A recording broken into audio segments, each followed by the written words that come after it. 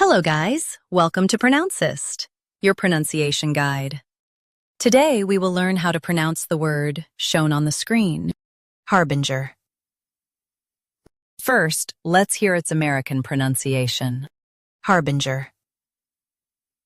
Harbinger. Now, read the syllables of U.S. pronunciation shown on the screen naturally. Harbinger. Harbinger. Now, let's focus on British pronunciation of this word. Harbinger. Harbinger. Now, read the syllables of British pronunciation shown on the screen naturally. Harbinger.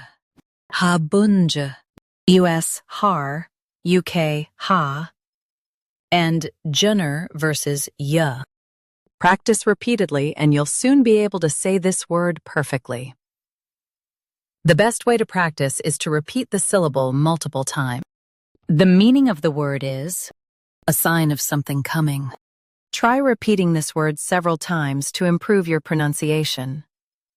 We post daily videos on useful and commonly mispronounced words to help you speak clearly and confidently. Like this video and subscribe to Pronouncist for more pronunciation guides. Thanks for watching us.